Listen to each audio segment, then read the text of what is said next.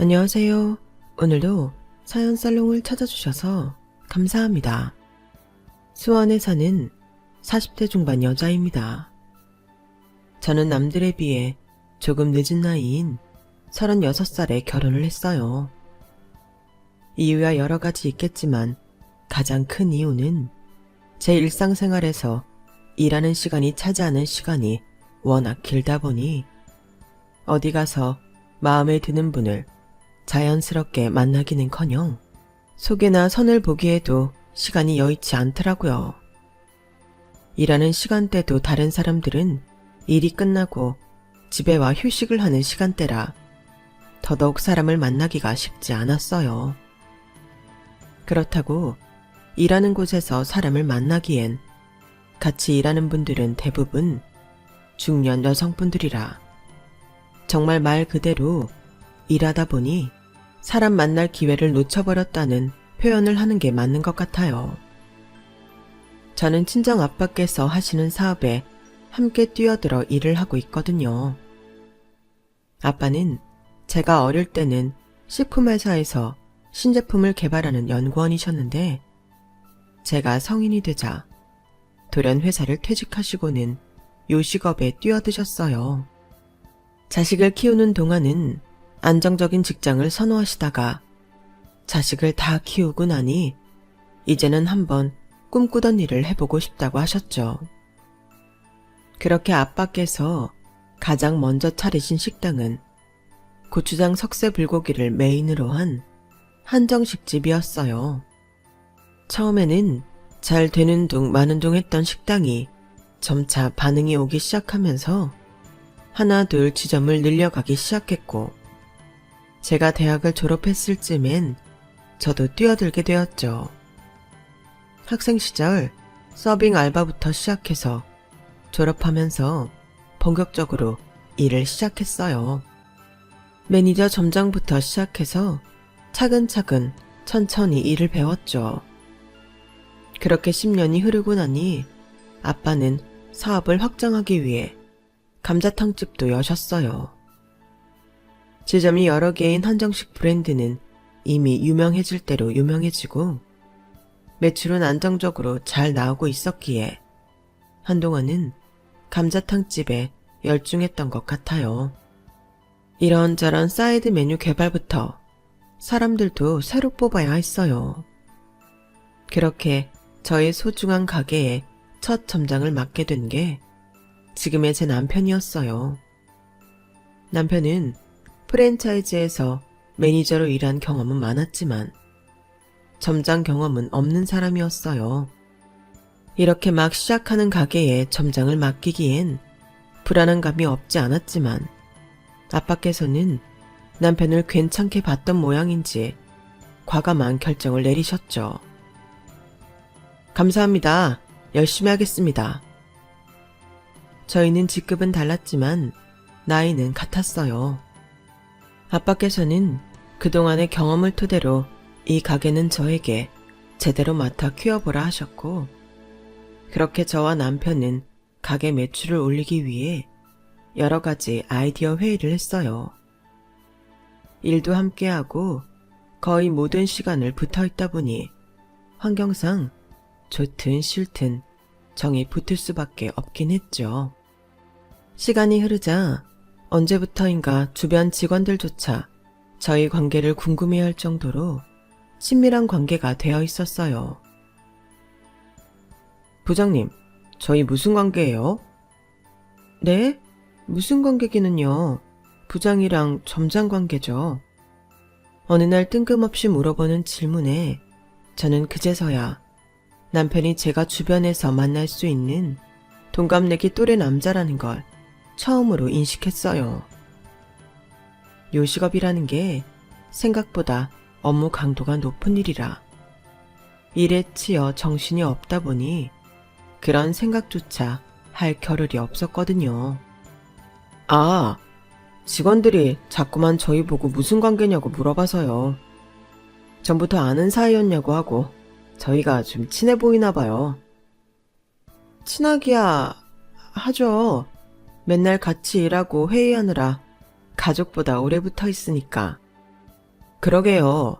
이쪽 일 하다 보니까 진짜 누구 만나기가 어려워요. 일하는 시간대도 이렇다 보니까 다른 일 하는 사람들은 이해해주기도 어렵고. 이래서 같은 쪽 일하는 사람 만나야 하는데.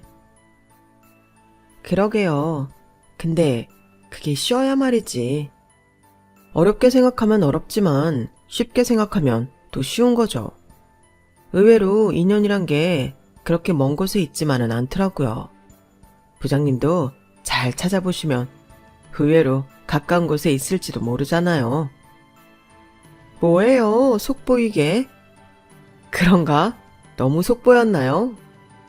겉으로는 시답잖은 농담을 주고받으면서도 당시 남편이 은근하게 던지는 말들이 어떤 의미인지는 명확히 알았던 것 같아요.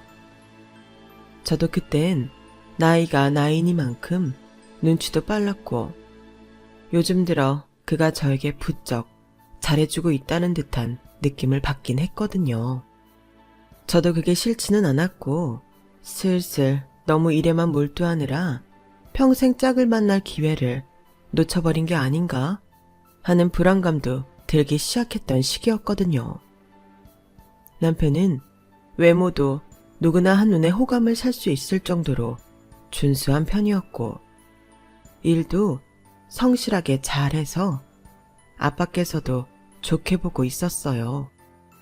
옆 사람을 잘 챙겨주는 세심함도 갖고 있고 유머 코드도 잘 통하는 사람이라 문득 이런 사람과 결혼하면 어떨까 하는 생각이 들긴 하더라고요. 오랜 시간을 혼자 고민해본 결과 나쁠 게 하나도 없다는 생각이 들었어요. 저도 그 사람에게 이성적 호감이 아예 없는 것도 아니었고 본인이 하는 일에 일욕심이 있는 것도 마음에 들고 성격도 잘 맞았을 뿐더러 무엇보다 가장 좋은 건 같은 일을 하고 있다는 점이었어요.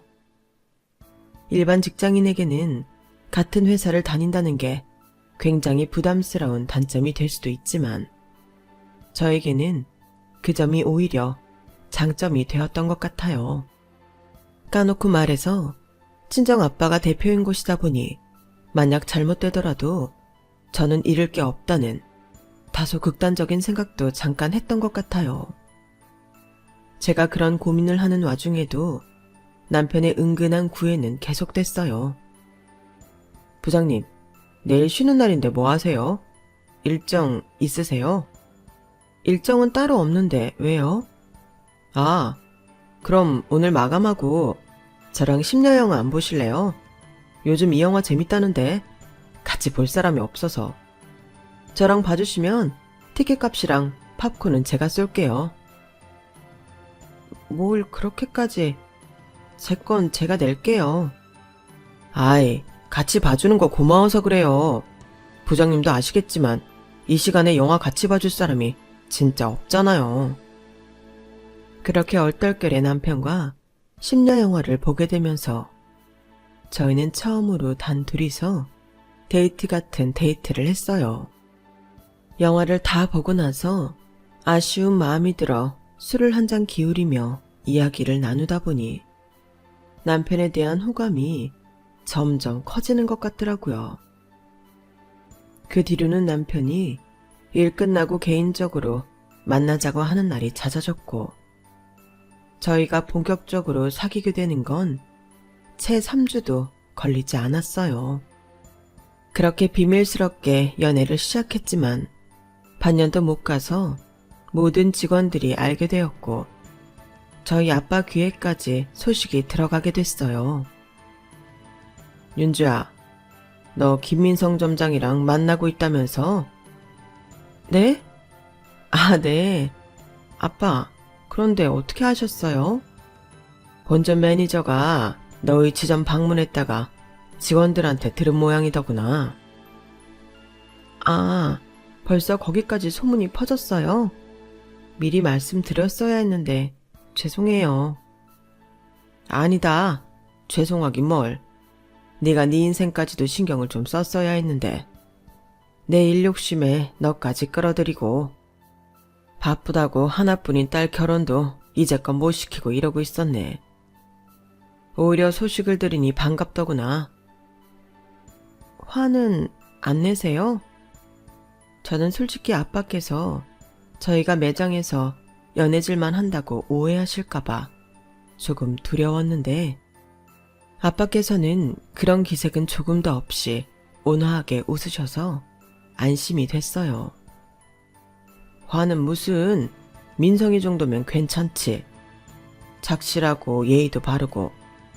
나는 늘 네가 너보다 더 사회적으로 지위도 높고 능력 좋은 사람을 만나길 바랬는데 살아보니 그런 것도 다 소용없고 그저 네가 좋아할 만한 사람, 널 아껴주는 심성 착한 사람이 최고인 것 같다구나.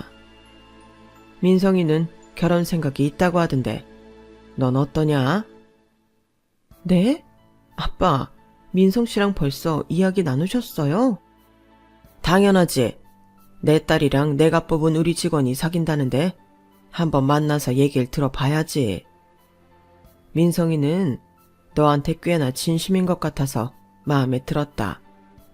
난 너희 둘이 나이도 어느 정도 있고 하니 결혼 전제로 만나면 좋을 것 같아서. 근데 너희 생각이 중요하니 알아볼 필요가 있어서 부른 거다. 아빠도 참, 저야 당연히 이대로 잘 사귄다면 결혼할 마음이야 있죠. 그런데 민성 씨도 생각이 같은 줄은 몰랐네요.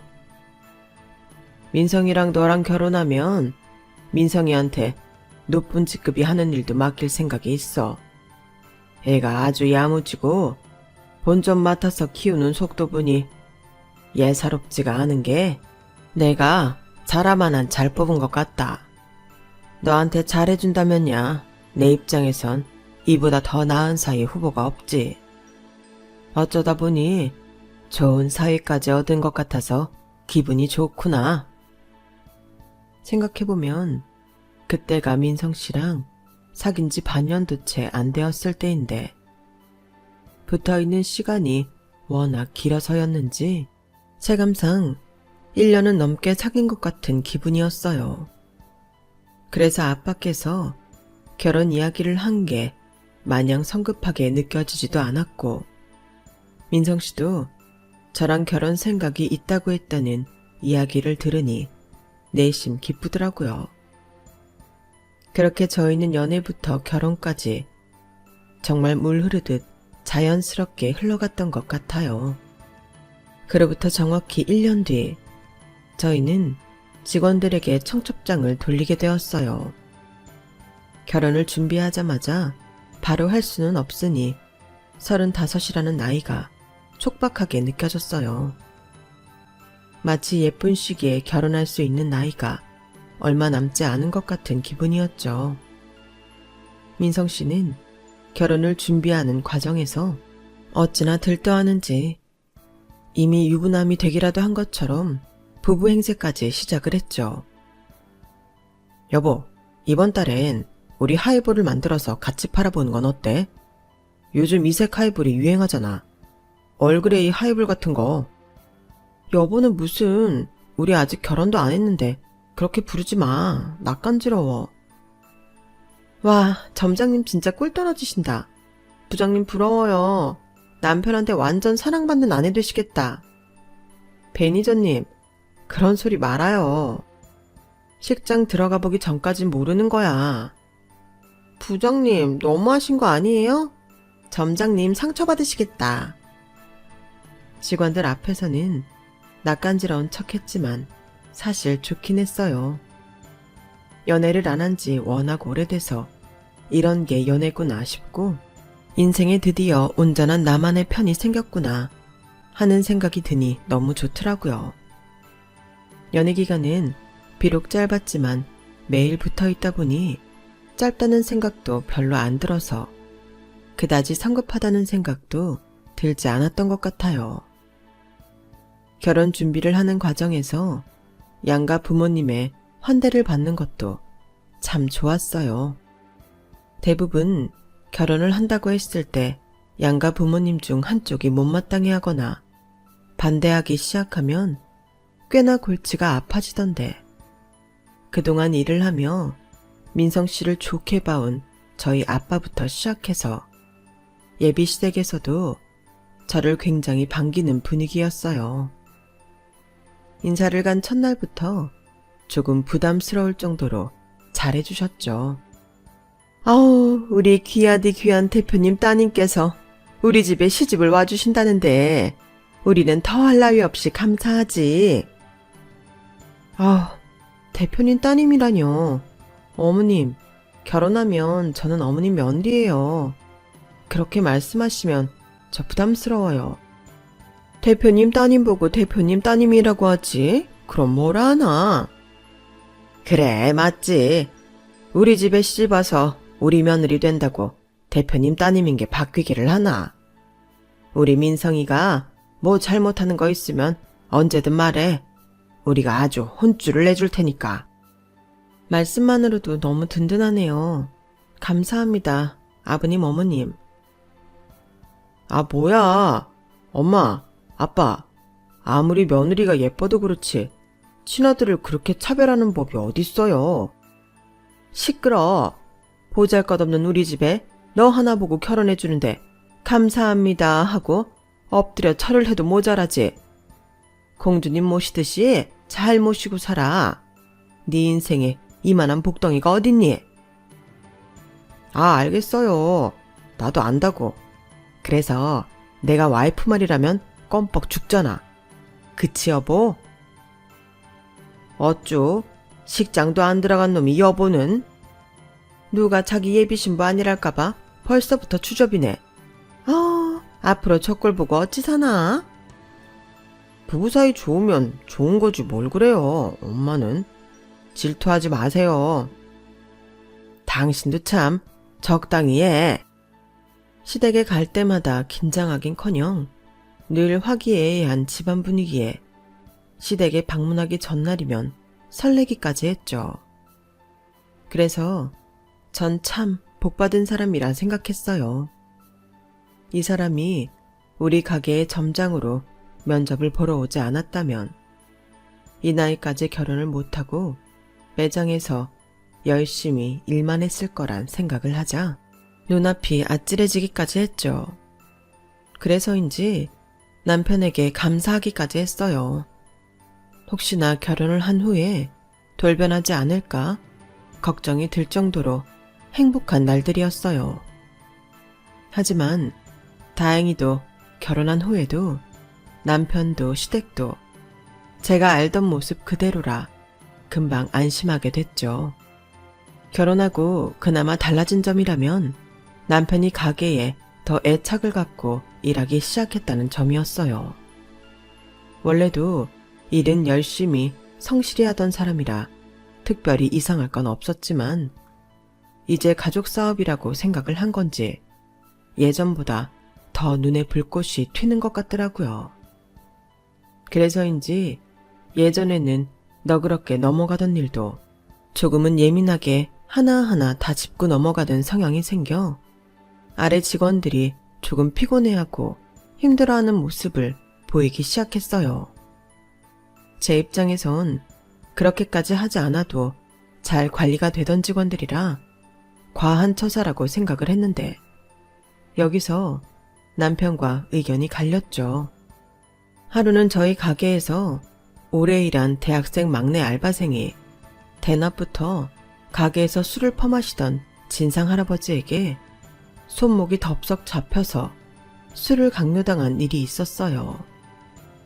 막내가 처음에는 좋게 거절하다가 나중에 살짝 불쾌한 티를 낸 모양인지 진상 손님이 매니저한테 알바생을 끌고 와 욕을 한 바가지 한 모양이었어요.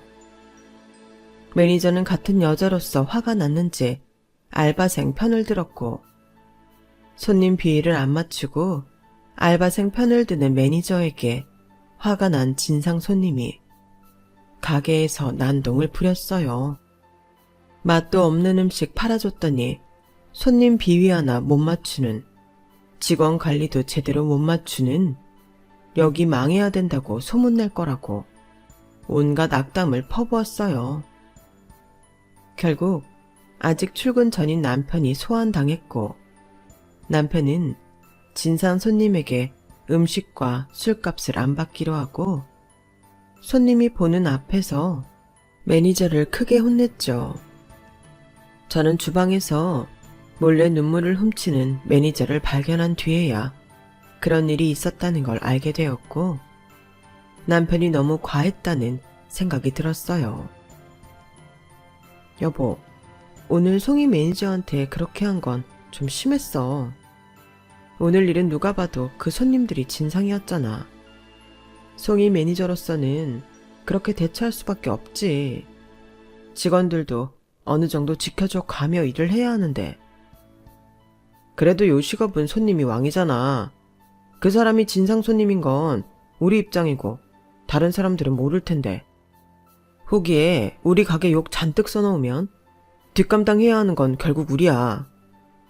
여보, 내가 너무 화낸 건 맞는데 가게를 위해서는 어쩔 수 없었어. 그래, 요즘 사람들 후기에 민감하니까 당신이 무슨 말 하는진 알아. 그래도 송이도 우리 가게에서 오래 일한 오픈 멤버인데 왜 그렇게 했는지 이해가 되는 선에서는 너무 다그치지 않았으면 좋겠어. 그 손님이 솔직히 너무했던 건 사실이잖아. 여보, 당신 뜻은 알겠는데 당신은 너무 사람이 물러서 문제야. 송이가 일 잘하는 거 나도 알지. 근데 걔 성격 좀 죽여야 할 필요가 있어. 손님이 뭐라 하면 듣고만 있어야지. 그걸 따박따박 대답하면 어떡해? 그거야. 우리 막내가 억울한 일 당했으니까 그랬던 거겠지. 그냥 진상짓이었으면 송이 매니저도 가만히 있었을 거야. 그리고 당신도 막내 엄청 예뻐하잖아. 우리 동생 같은 애가 그런 일을 당했는데 솔직히 화나지 않아? 당신이 아무리 뭐라고 해도 난 가게를 위해 내린 결정이야. 이 정도로 끝난 걸 다행으로 여겨. 그 손님이 이상한 소문 냈으면 우리 가게는 끝이야. 조금 우리끼리 의가 상하더라도 손해는 막았으니 된 거야. 사람도 중요하지만 난 가게가 더 중요해. 남편이 이 가게가 내 가게다 라는 생각으로 일하기 시작한 후부터는 사소한 운영 방식에서부터 조금씩 엇갈리기 시작했어요. 그날이 바로 그걸 처음 느끼게 된 날이었어요.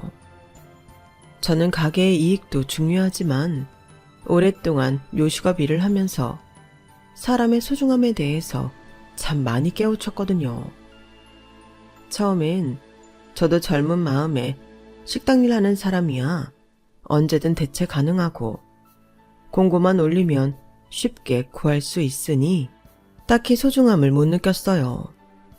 하지만 결국엔 일하는 사람을 잘 챙겨주고 대우해줘야 가게가 잘 되더라고요. 그런 깨달음을 얻은 게 한두 번이 아니라서 항상 직원들 간에 친밀하고 유쾌한 분위기를 형성하려고 노력해왔는데 남편의 처사는 그 모든 노력을 물거품으로 만드는 행위였어요. 그 일 때문에 남편과 결혼 후 처음으로 크게 싸웠는데 아니나 다를까 다음날 막내가 출근하자마자 저를 찾아왔더라고요.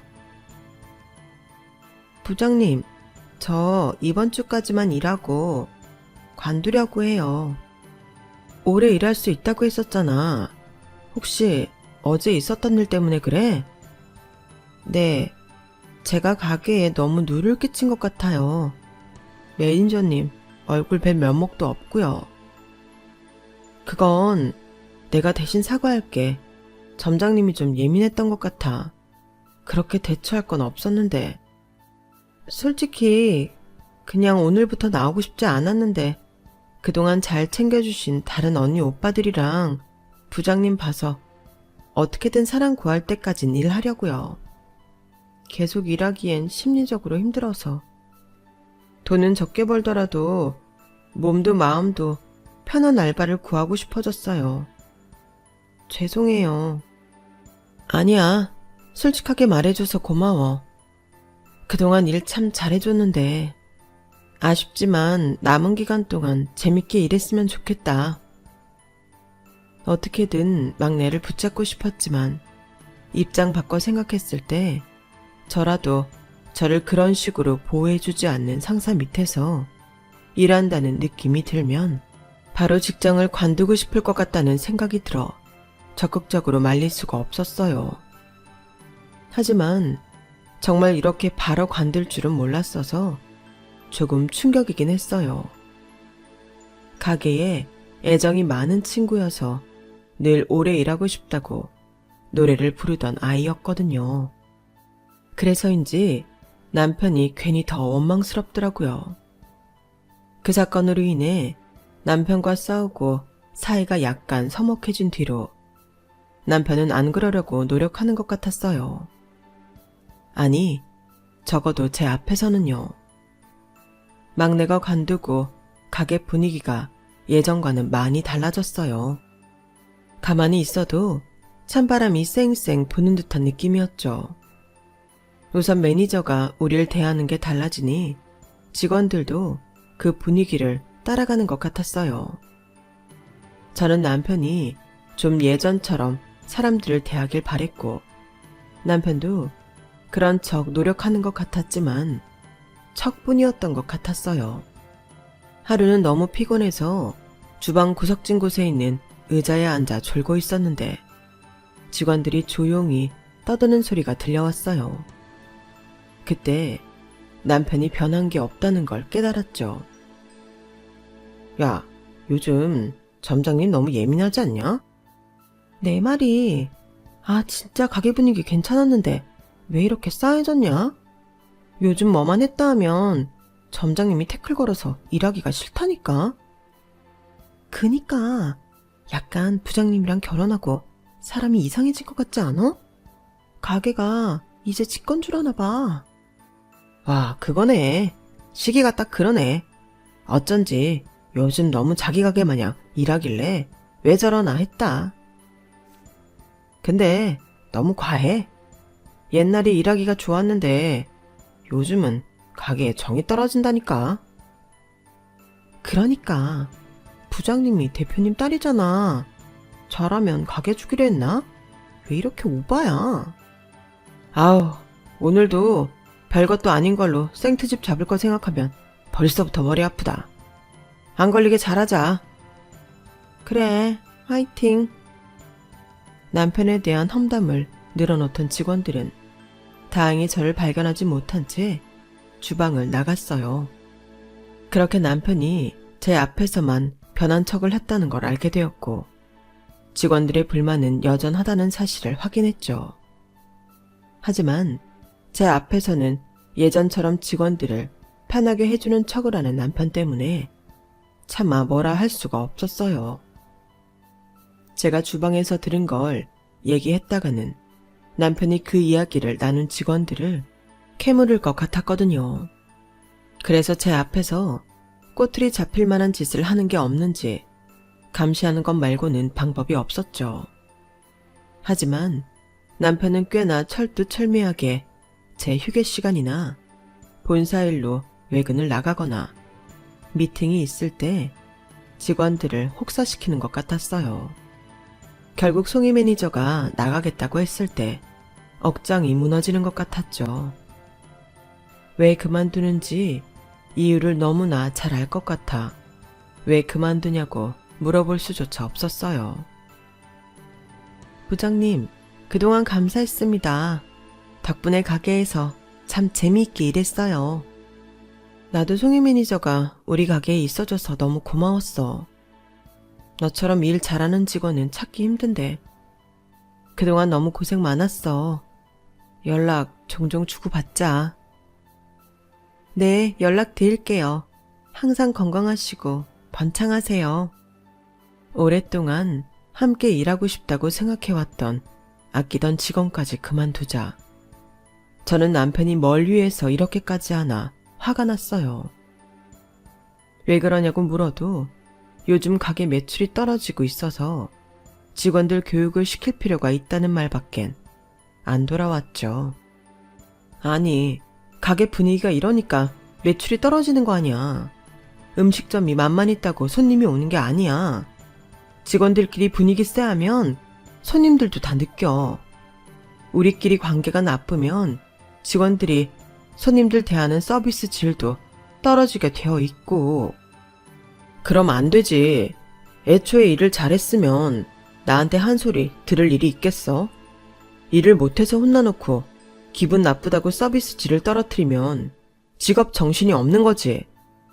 나도 그런 직원은 필요 없어. 그런 사람들은 어차피 쉽게 관둬. 남편은 정말 뭔가 시 얘기라도 한 사람처럼 말이 안 통했어요.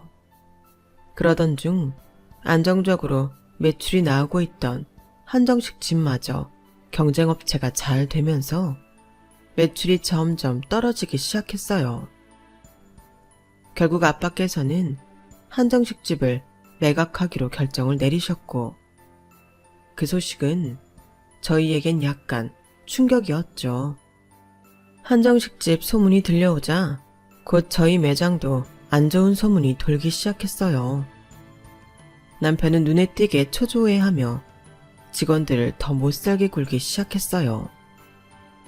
브레이크 타임도 없애고 그 시간대 음식 가격을 낮춰서 파는 등 무리한 이벤트까지 감행을 했죠.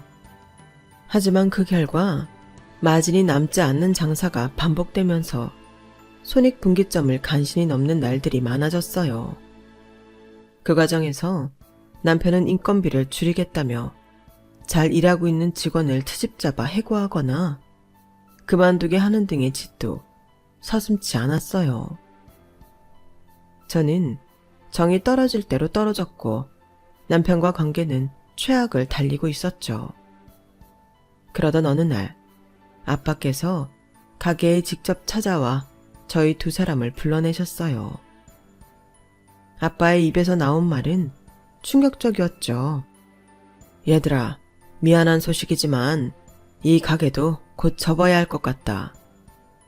건물주가 임대료를 올렸는데 지금 매출로는 더 이상 감당하기가 힘들겠어. 네? 이제야 좀 잘해보려고 하고 있는데 장인어른, 이건 아니죠. 안 돼요. 네가 열심히 해준 건 안다만 지금 매출로는 임대료는커녕 적자만 나오게 생겼어. 지금은 적자를 감당하고 있을 때가 아니야. 더 늦기 전에 가게를 정리하는 편이 낫다. 그럼 저희는 뭐 먹고 살라고요? 이제 와서 다른 식당에 가서 일할 순 없잖아요. 둘 다 이 정도 경력이면 다른 곳 가서도 충분히 환영받을 거야.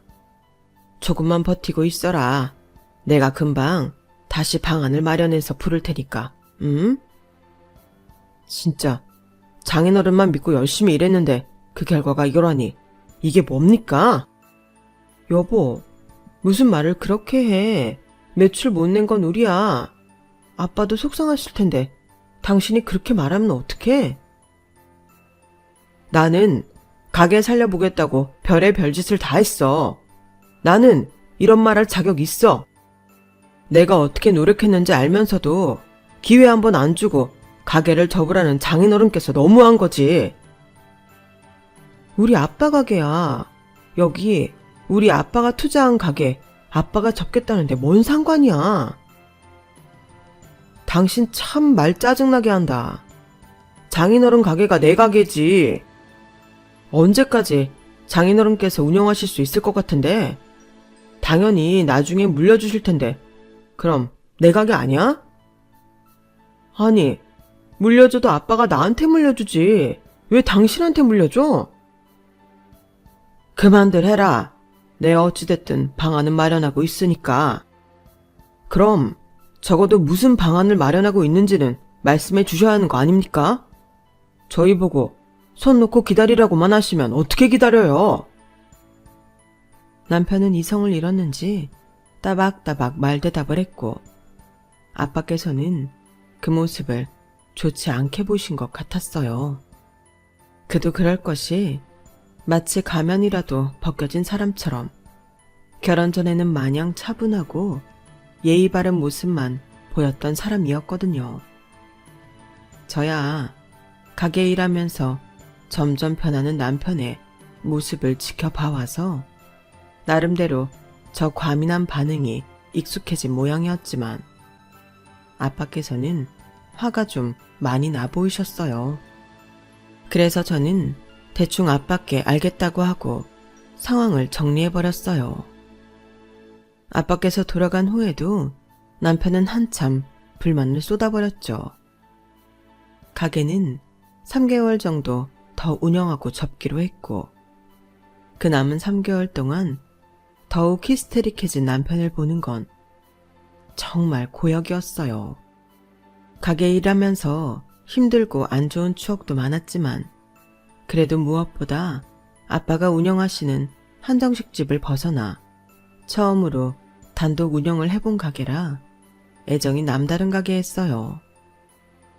그런 가게를 접자니 저도 아쉬움이 많이 남고 슬프기도 해서 마지막만큼은 좋게 마무리하고 싶었죠.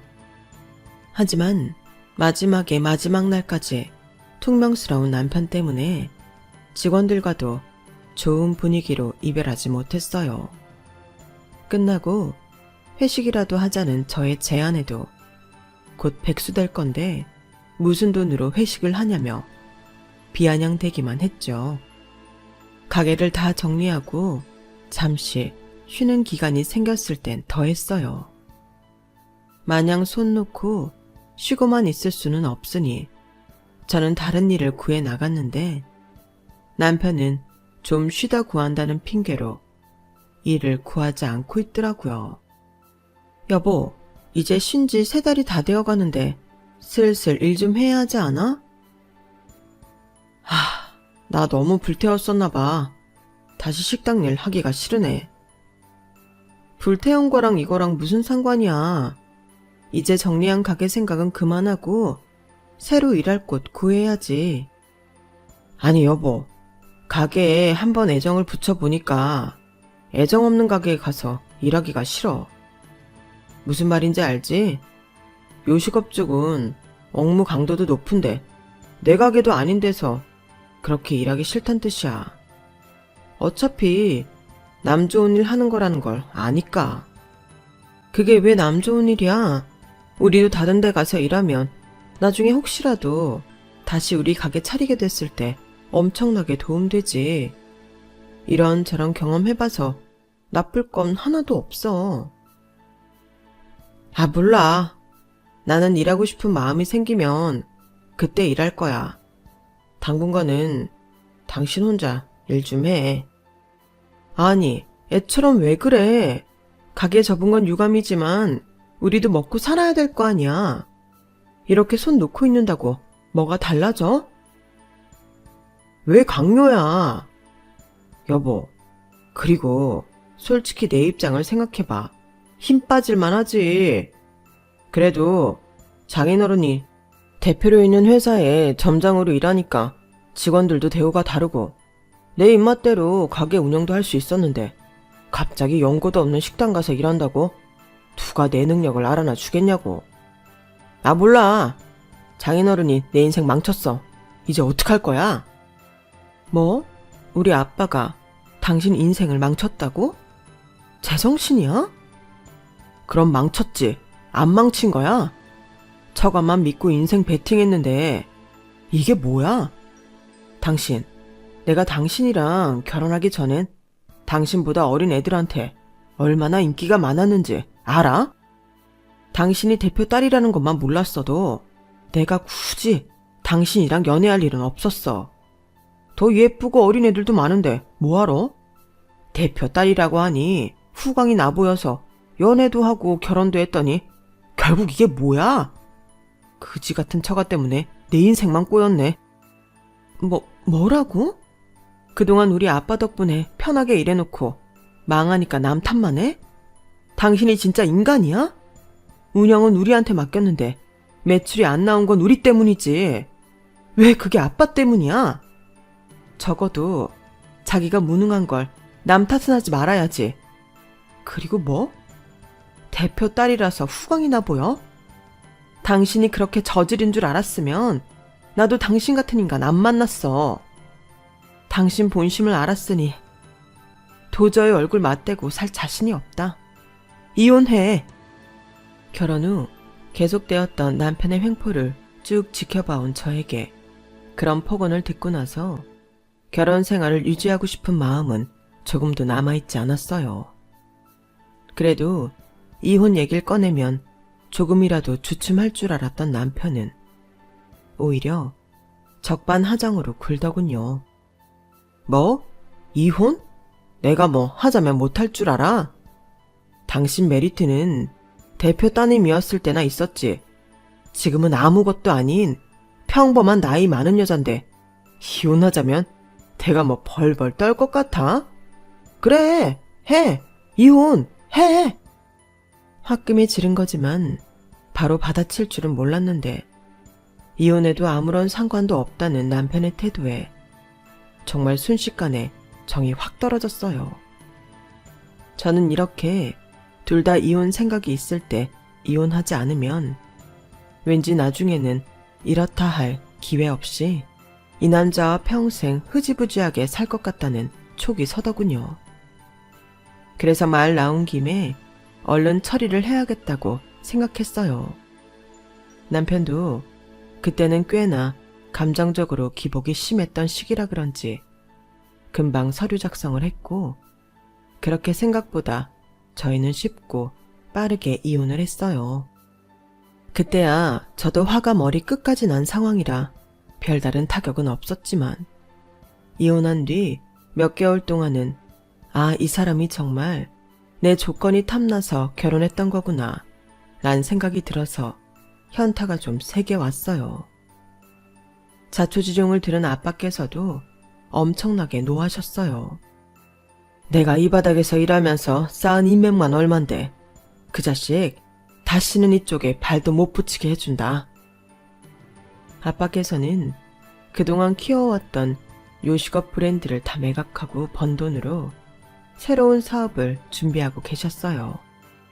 퓨전 떡볶이를 개발해서 조금 색다른 분식 브랜드를 만들려는 중이어서 저도 나중에는 같이 그 사업에 뛰어들었죠.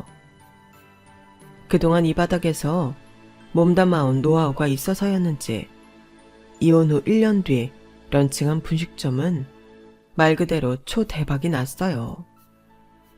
젊은 사람들이 좋아할 만한 메뉴에 어울리는 사이드 메뉴까지 맛 조합이 괜찮아 SNS 등을 통해 금방 유명세를 타기 시작했죠. 저희는 금방 인원이 부족해져서 공고를 올렸고 거기에서 익숙한 이력서를 발견했어요. 남편이었죠. 이력서 받는 곳엔 담당자가 제 이름으로 기재되어 있지 않아 제가 일하는 줄은 꿈에도 몰랐을 거예요. 그렇게 가게에 집착하던 남편이니 너 따위랑 헤어져도 좋은 가게 차려서 잘 살고 있다는 모습을 보여주고 싶다는 생각이 들더라고요. 그래서 남편에게 면접 보러 오라는 연락을 보냈어요. 분해할 걸 생각하니 생각만으로도 속이 시원하더라고요. 다음날 남편이 면접 보는 시간에 나타났어요.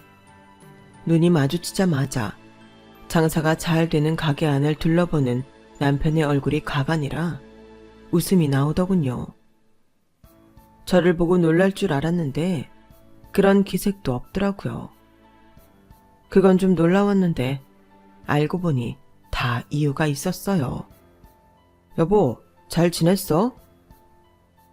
그게 우리 사이에 할 소린가? 그리고 여보라니 호칭 조심해. 우리 이제 남남이잖아. 그래도 어떻게 갑자기 호칭을 떼고 불러. 어색하게. 가게 잘 되네. 이것도 장인어른 가게야? 당신이 그렇게 징징대고 남 탓하는 동안 나는 아빠 가게 키우느라 바빴지. 당신은 이제야 일 구할 마음이 좀 생겼나 봐? 근데 어쩌지? 난 당신 뽑으려고 부른 거 아닌데. 내가 키운 가게 보여주려고 불렀어. 어때? 이제 다시 후광이 좀 나 보이나? 여보, 여태 그 말 담아두고 있었구나. 당신은 언제나 후광이 나는 사람이야. 그땐 너무 화가 나서 아무 말이나 한 거였어. 솔직히 나 당신이랑 이혼하고 쭉 폐인으로 살았어. 그러다 우연히 당신이 다시 가게 하고 있다는 걸 알았고, 그걸 본 순간 내가 무슨 생각이 들었는 줄 알아? 내 인생 구원해줄 건 당신밖에 없다는 생각이 들더라. 뭐라고? 내가 여기 일하는 걸 알고도 지원한 거야? 제정신이야? 당신도 내 이력서 검토했을 텐데 나인 거 알면서도 부른 건 나랑 같은 마음인 거 아니야? 당신이랑 같은 마음이라니 그게 뭔데? 나랑 다시 잘해보고 싶다는 마음. 와, 진짜 그 말을 하는 남편 얼굴이 그렇게 뻔뻔해 보일 수가 없더라고요. 사람이 어떻게 자기가 한 말은 다 까먹은 건지 살면서 그렇게 얼굴 두꺼운 사람은 처음 봤어요. 내가 머리에 총 맞았니? 너랑 다시 잘해보게? 난 너한테 우리 가게 자랑하려고 직접 와서 얼마나 잘 되는지 보고 약오르라고 부른 거야. 근데 효과가 있나 보네. 나랑 다시 잘해보고 싶다는 헛소리 짓거리는 걸 보니. 이혼할 때 네 본심 다 알았는데 너랑 다시 잘해보려고 하면 내가 너무 정신 나간 거 아닐까? 아쉽지만 아직 그 정도로 정신 나가진 않았거든. 그러니 당신은 나 놓친 거 평생 후회하면서 살아. 난 이제라도 당신 같은 인간이랑 헤어지고 편안해져서 너무 좋으니까. 여보, 그러지 말고 다시 한번 생각해봐. 당신도 알잖아. 나 일은 정말 열심히 하고 잘하는 거. 그래, 당신이 싫다면 재결합은 꿈도 꾸지 않을게. 대신 같이 일은 하게 해줘. 나 일 시작하더라도 당신 곁에서 시작하고 싶어. 어? 네 속셈 뻔히 아는데 내가 왜 너를 고용해야 하는데? 너랑은 이미 신뢰가 박살나서 일도 같이 하고 싶지 않아. 좋은 말로 할 때 나가. 가게 구경 끝났으면. 여보, 우리 한때 그래도 평생을 약속했던 사이인데 이렇게 매몰차게 굴지 말자. 응? 전 남편 놈이 하도 매달려서 슬슬 곤란해지려는 참이었어요. 이 거머리 같은 놈을 어떻게 떼어낼까 고민하던 중에 오늘 휴무 예정이었던 아빠께서 가게에 갑자기 들이닥치셨어요. 아니, 이 자식이 여기 왜 있어? 그리고 뭐? 여보? 이 자식이 미쳤나? 내 가게에서 안 꺼져? 장인어른.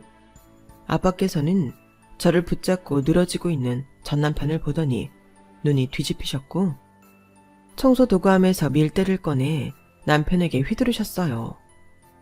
남편은 깜짝 놀라 후다닥 가게를 뛰어나갔고 많은 손님들 앞에서 망신을 당했죠. 갑자기 시끄러워진 가게에 죄송해서 손님들께 사과하며 음료수 서비스를 돌렸어요. 손님들은 전부 속이 시원하다는 듯 이해해 주셨어요. 저놈이 여기까지 굴러 들어온 걸 보니 내가 소문을 잘 내긴 냈는 모양이다. 내가 아는 사장들한테는 지병 수백 번 마냥 저놈 사진 뿌려서 뽑지 말라고 했거든. 아주 속이 시꺼먼 놈이라고. 정말요? 어쩐지 절실해 보이더라니. 아무리 그래도 어떻게 이혼한 전부인 가게 와서 뽑아달라고 해요? 진짜 살면서 저렇게 뻔뻔한 인간은 처음 봐요. 내 말이 그 말이다. 저런 놈을 사위라고 한때 예뻐했던 내 자신이 싫다. 그럼 저는 어떻겠어요, 아빠. 저런 놈을 평생 배우자로 믿고 살아갈 뻔했는데. 그 일이 있은 뒤로 남편은 코빼기조차 보이지 않았어요. 정말 이런 걸 보면 사람은 좋을 때, 잘 나갈 때보다 힘들고 상황이 안 좋을 때 나한테 어떻게 대하는지를 잘 봐야 하는 것 같아요. 결혼 전 잘 나갈 땐 세상 잘해주던 남편이 사업이 망하니 막말을 퍼붓고 다시 사업이 잘 나가니 양심도 없이 찾아와 재결합 같은 헛소리를 짓거리는 걸 보면 말이에요. 여러분께서도 평생을 함께하고 싶은 사람이 생긴다면 인생의 안 좋은 시기에 나를 어떻게 대하는 사람인지를 잘 살펴보세요. 내가 가장 보잘것없는 상태일 때 인간은 숨겨져 있던 본성을 드러내기 마련이더라고요.